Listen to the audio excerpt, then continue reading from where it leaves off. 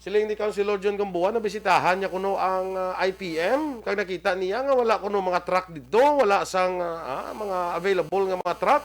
Jutay kuno ang ilang nga mga salakyan, no? So tagon ta rin ano ning sitwasyon man ining natabo nga ang mga basura daw wala makolekta, no? Check nato nini sa taga IPM mismo na ano ang sitwasyon sini.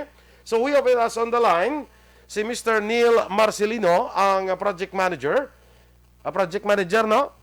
Sang IPM. Ang aton sining nagapanghakot sang basura diri sa syudad sang Bacolod. Online sa firing line.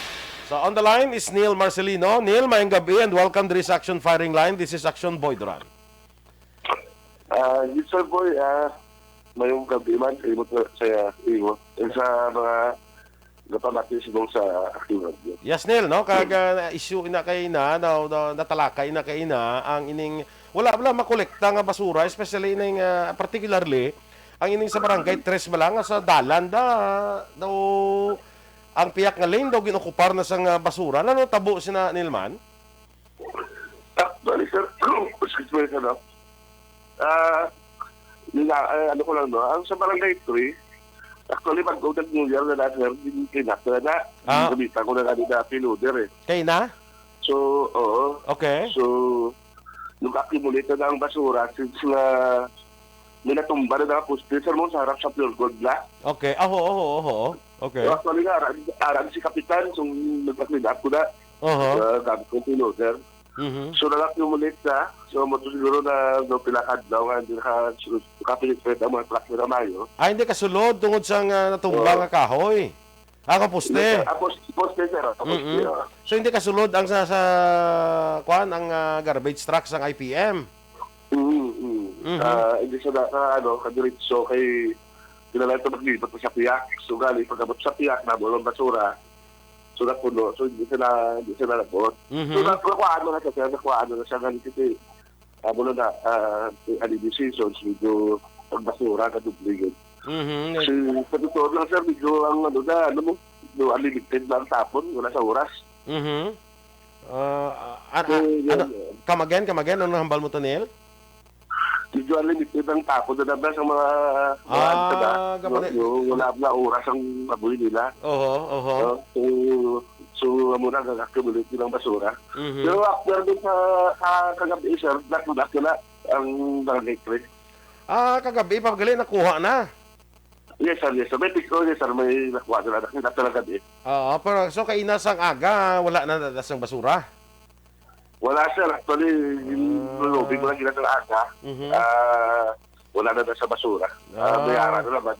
Kaya ginagawa sa kadlaw lang ko kay sa kadto ko to, medyo na dudugay, ara na naman. Ginaboy na naman. Ginaboy na naman. Ano na lang schedule sa ilang asang kuanaw, sang koleksyon? Anong schedule sila daw? Actually, sir, alaton nga kasi consider kasi nandun na sa sermong. Ang window time na sa ngaboy, kita dapat alas 6 ang gabi, ang alas 9 ang gabi. Okay. Tapos, ang maganda dapat ang window time. Okay. No, kay na-interview kay na si Councilor John Gamboa, sila ko no, nakakadto sa IPM, kag nakita niya kuno nga daw ay truck kuno do ka jutay sang truck nga ginagamit naton sa pagkolekta sang basura. Yes, may truck, sir. May mga running breakdown lang kita, sir. Pero wala na, sir, doon kadili lang sa mga running breakdown. Isa lang sa mga kusang medyo pag rainy days kasi, ang atod na nagan sa landfill, sa kisulta to sa landfill. Mula siya rin, lunang, so cause of, mga dutog na siya, mga galunang siya. Mabatsyagin ang salakyan? Mga takbo to, mga takbo,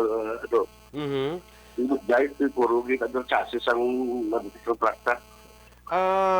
Sa kontrata naton sa siyudad sa Bacolod, pila dapat ka garbage truck ang immobilize ang IPM sa kontrata?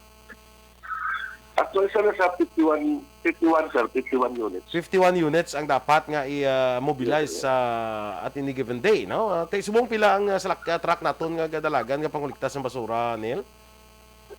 So actually talaga dagat na truck sa gabi, 16 units. 16? Tapos sa aga, o nasa 37. 37 sa aga. Sa gabi, 16 ang kadalagan, 37 sa gabi. That's 50... sa aga, sa aga, sir. 37. That's 57 ka-truck? Yes, sir. Pero actually, sir, amo na na, sir, minsan may mga nandama na mga running breakdown. So, Oho. Okay. dahil di sa makomplito gito. Pag may report kitang nabaton nga sang holiday season, sang New Year especially, daw damo ko ng mga tao naton sa IPM nga daw wala man ka-report. Kaya siguro nag New Year man? Yes, actually, sir, despite sa preparation na sa ila, yung opera pa na sila nga ano pa nang sa incentives saka mayara pa na double pay sila. Actually, at saka pre-meals para magsunod na sila sa December 31. Buwan. Dahil sa December 31, out of 16 units na sa Kapita dispatch, duwa lang ang nakalabot. Nag-New Year gid sila ya ang mga hindi ta man sila mapilit, no? Siyempre, habitual na lang yun. Nasa napan siguro, siguro sobrang doon na, sila ito, hindi naman gano'n. Siguro, ng simpo ito, nag-ulan na tuwadaan. Siguro ito, hindi na, Tinugnawan ko. Tinugnawan. Actually nga, may palitson pa tatunganin sila para magsunod lang sila.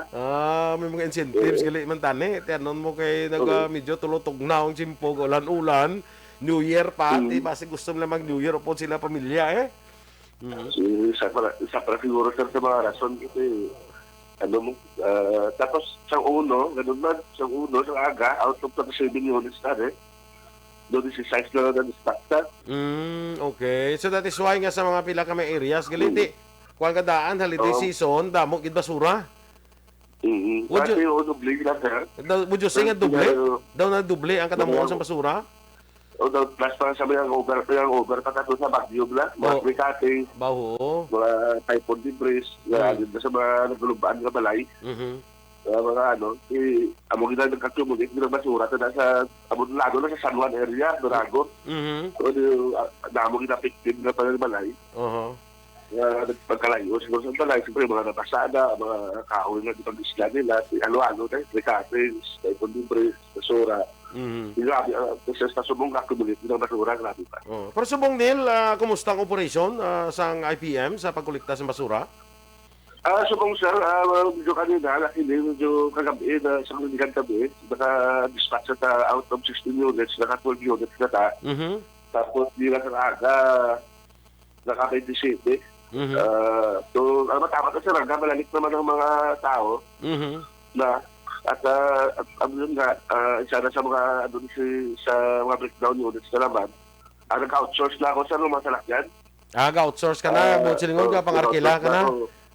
Existing na ako ng duwa, so buwas mo yung nagkadutuwa siguro mga 4 na two-wheelers na para panghapon na sa mga baklan siya para within the week ma-catch-up na talagang baklag sa back to normal na siya. May nakita akong post ka sa Facebook man bala, sa Facebook nga post sa Barangay Handumanan, tinala ko dito ginlinya tong basura to, ay doon tong nakita mo na?